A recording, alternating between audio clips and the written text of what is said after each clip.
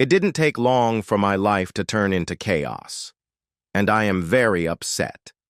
I am deeply disturbed by the fact that I find myself in a painful and distressing situation that is completely unnecessary. After God, my wife is the starting point of all this, and the bitterness I feel towards her is simply overwhelming. What's more, I can't even pretend to love you anymore, because at this stage of our relationship, there is no love. All I care about is getting rid of her as quickly as possible. I don't know if I want advice or just to complain, but I feel like this isn't just crazy to me. I'm pretty young, 30 years old, the same age as my wife, Clarissa. We met in college, probably in our sophomore year.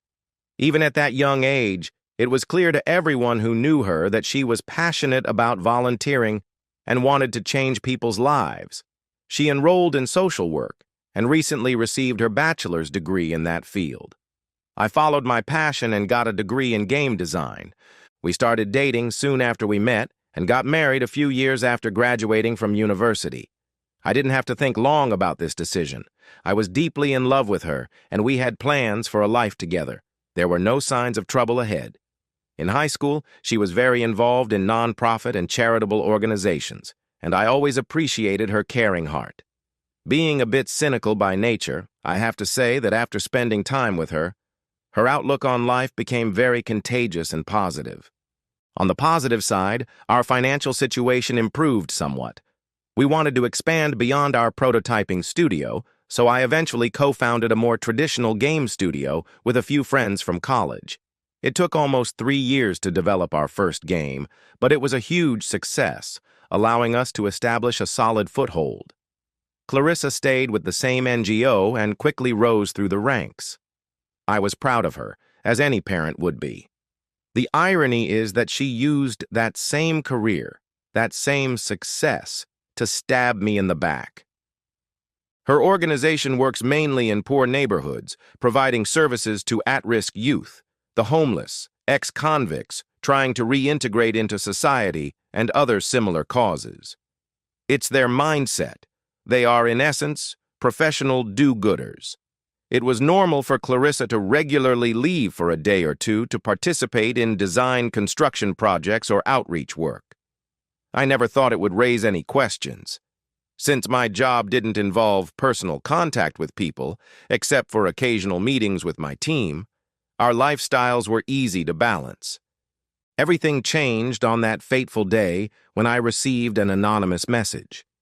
One simple, concise letter that turned my whole life upside down.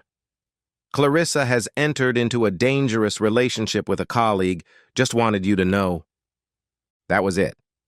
No names, no explanation. I tried calling the number. It rang twice and then went dead. I even borrowed a friend's phone to see if I had been blocked, but got the same response. When I entered the number into a search engine, there were no results. Whoever sent the message must have used a disposable phone, completely wiped clean, to send the message and disappear. I wanted to believe it was someone close to her at work, someone who had witnessed all this nonsense, didn't want to be involved, but knew I needed to know. Back then, messages like that could ruin my whole day. I felt like I had to go on the offensive immediately, even without any proof that it was a waste of time. But I still couldn't shake the suspicion. 4 days later, I tried to ignore it and convince myself that my suspicions were probably unfounded, that it was just a thorn in my side. I didn't need pretty pictures. I needed concrete answers. One evening, as soon as she came home from school, took a shower, and went to bed, I quietly took her MacBook. I knew I could read her messages without risking access to her phone, which she always took with her at night. I didn't even know how to approach it, so I started reading the chats, just skimming through them for anything suspicious. If a chat seemed normal, I kept reading. After a few hours of browsing, most of the messages seemed relatively harmless, nothing that stood out as terribly inappropriate. If she hadn't deleted them, then iMessage wasn't where the truth was hiding, apparently. I knew she was pretty active on Facebook, so I went there, and then everything fell into place, but not the way I believed it would. This person was not an employee, at least not in the modern sense of the word. Judging by the profile I was able to piece together, he was one of those her organization helped, one of the beneficiaries of their community outreach and assistance programs. I don't want to sound classist, cheating is one thing. But being deceived by someone who was clearly from another planet, by all accounts he wasn't even a man, judging by the way he wrote he didn't seem to have finished high school and lived in the slums, was a completely different kind of disgrace. These messages were vulgar, explicit, and clearly mutual. His messages were full of spelling mistakes, vulgar and overtly sexual language. She responded in kind. She responded tenfold. It was a world I wanted to distance myself from. And it left me numb. I couldn't understand why anyone would leave a good, supportive family and a life where all her desires were already fulfilled to chase a dream with someone like that. Someone who embodied everything she had once supposedly dedicated herself to. Not dating, but service. I don't know what to do with this mess. I can't continue this marriage, I'm sorry, but I don't know how to do it. It was difficult to understand how far their relationship had gone, but their correspondence was clearly explicit, far beyond innocent flirting. Judging by the tone and language, it seemed that they had crossed the line long before. I was overwhelmed with hundreds of questions and had no one to turn to.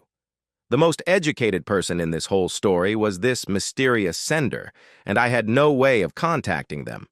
Of course, part of me wanted to hire a private investigator to find out who they were, but I knew that would cross the line they had deliberately drawn. They had stepped in to spare me the agony of living a lie, and I felt I had to respect their confidentiality, even if talking to someone, even behind a veil, would have brought me clarity and comfort.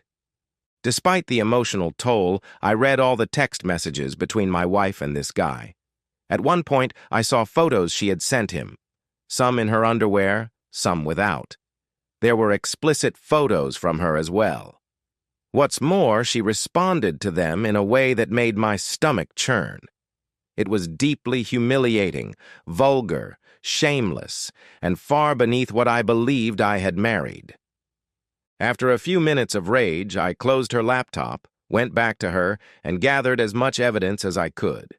I scrolled through her other social media accounts, hoping to find more.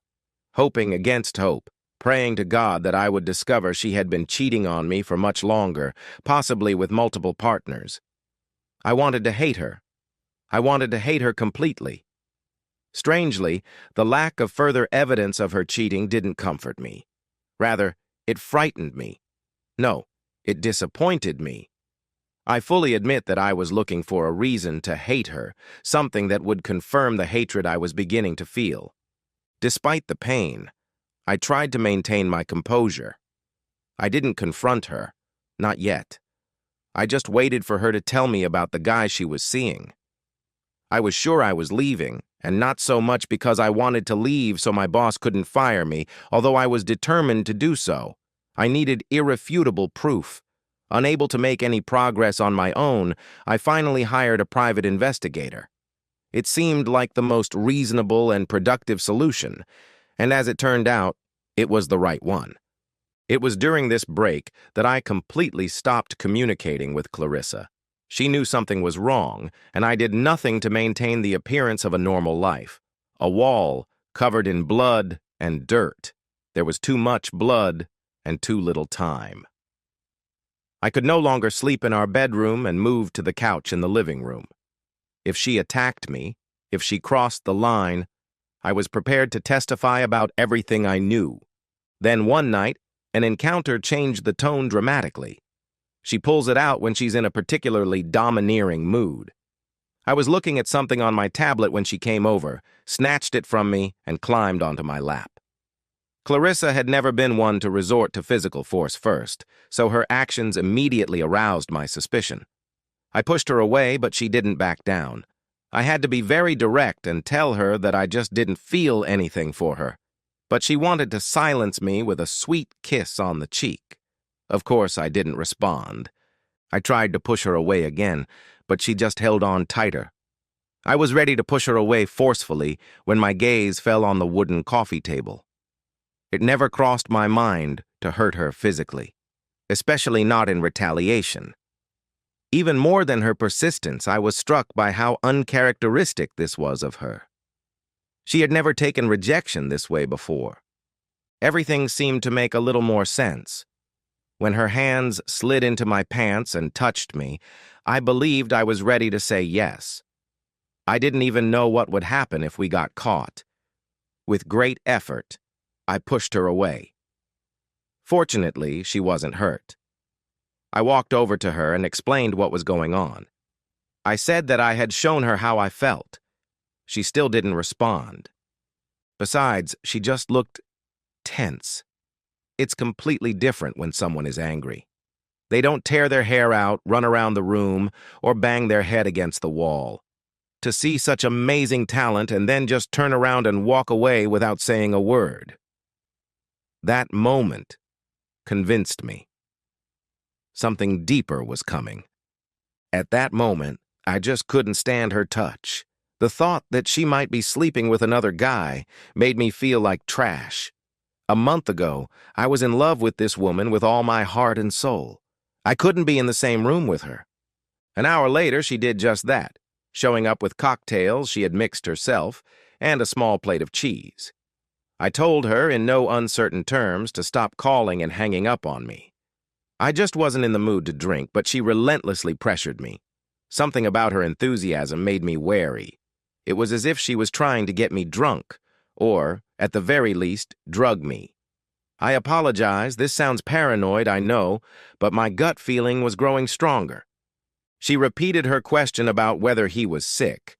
I assured her that everything was fine, not because it was, but because the private investigator hadn't finished his work yet.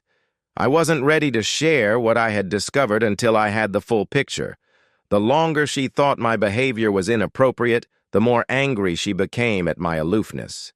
Eventually, all her anger turned to resignation, and she went to bed. Once I was sure she was fast asleep, I returned to her computer. And then I found the proof, irrefutable, horrifying proof. What's more, her lover's name was Dwayne.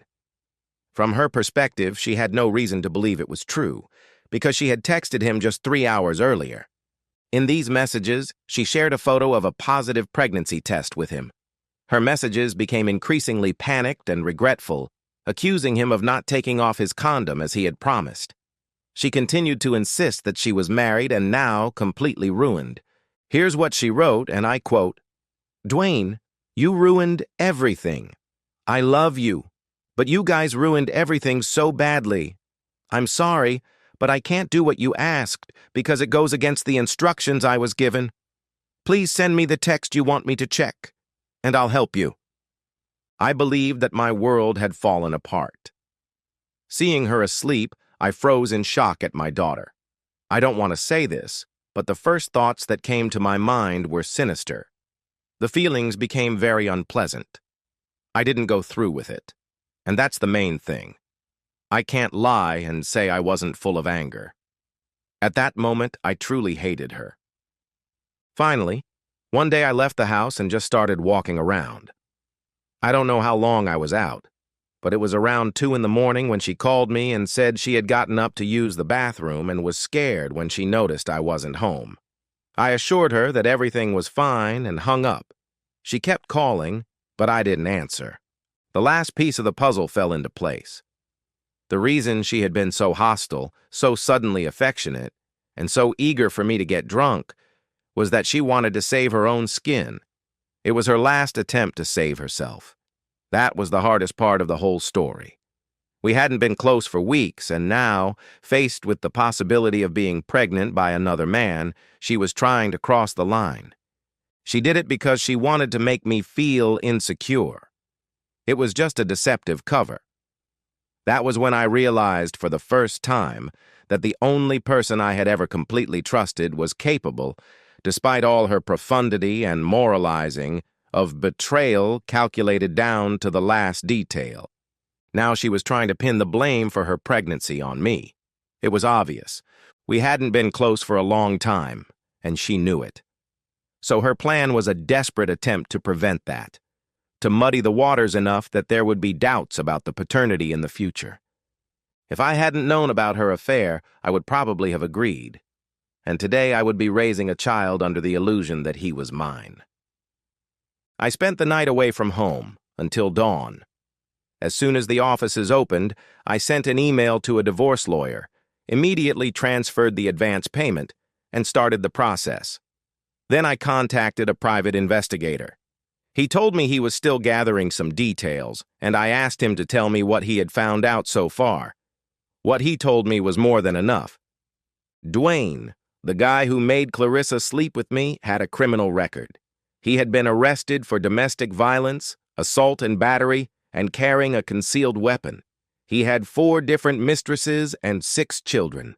He had never filed a tax return and had no legal source of income. In short, he was a complete loser. I explained to the private investigator that this was all I needed. I gathered documentary evidence and personally pressured my lawyer to prepare the papers for a divorce by mutual consent by the evening.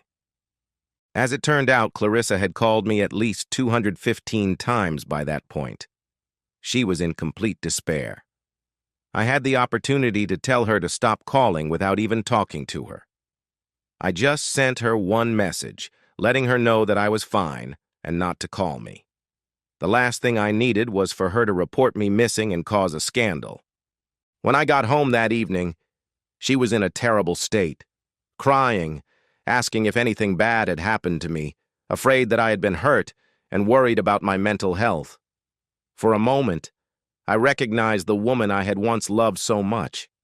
To be honest, I felt nothing. So I told her straight out that my mental health was in shambles and that she was to blame. She seemed stunned.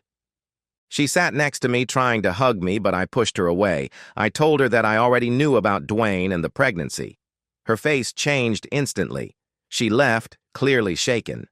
I still don't know if she was afraid I would seek revenge, but I really hoped she was. Not because I was actually going to do anything, but because I wanted her to feel enough fear and betrayal to feel at least a fraction of what she had done to me.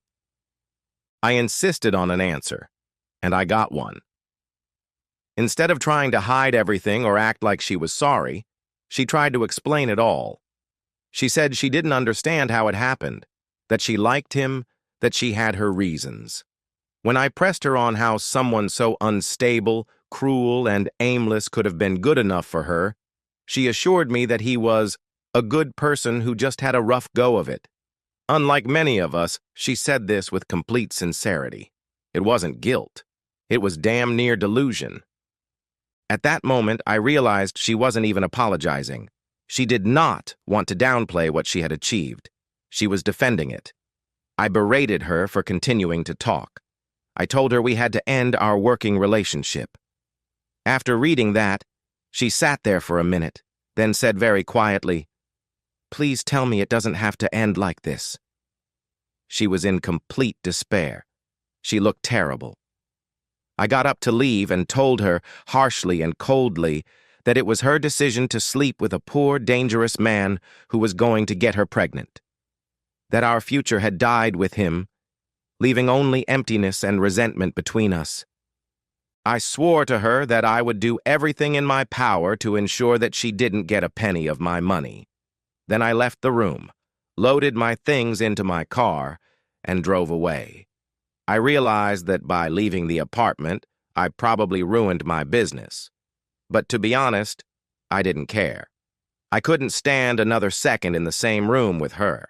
If, according to the terms of the divorce agreement, I lose the apartment in the divorce proceedings, so be it. The main thing is that she doesn't walk away with less. Take this as an example, as proof. Whatever you want, understand that it's not about how good or kind you think your partner is. Someone can be closer to you than you both ever believed and still betray you. You can never be completely safe. Thanks. I'm sorry life has been so stressful, but I really promised to tell you about the latest developments, and here you go.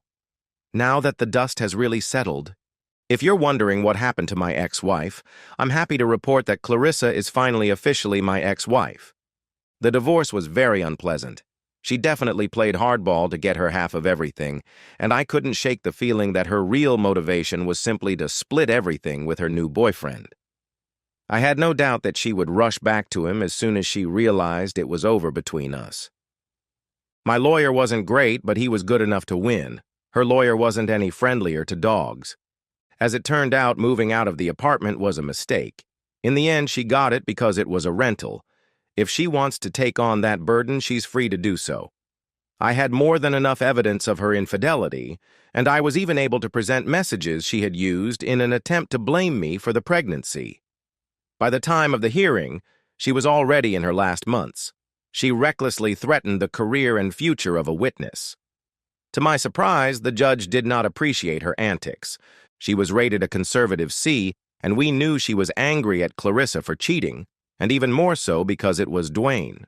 The judge awarded her 6 months' rent, which I paid, but the rest was left to me. I dodged child support. This, more than anything else, felt like a victory to me. Clarissa was mature enough to make a final decision. She would keep the baby. It seems crazy to me that she destroyed everything she had, her complete confidence and happiness, to become the 5th woman to have a child by this man, none of whom he had married. She adores him. Hallucinations are powerful. I'm not going to scold her for her mistake. She'll figure it out on her own in time, just as she'll figure out that she's on her own with a child while Dwayne dodges his 5th paternity suit. No, I don't hope she proves me wrong. I don't wish that on her. If it all inevitably falls apart, I'll watch. And I'll be happy. What about me? That's really important. She didn't make a choice in the absence of that. I've already made mine. Now it's time to talk about recovery, about finding peace. We have a long road ahead of us, where we will learn to be human and be happy again. To anyone going through something similar, I wish you peace, especially when it hurts. It's hard, even when you care deeply.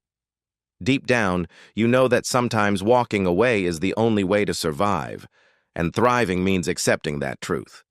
Divorce is very painful. It is embarrassing and exhausting.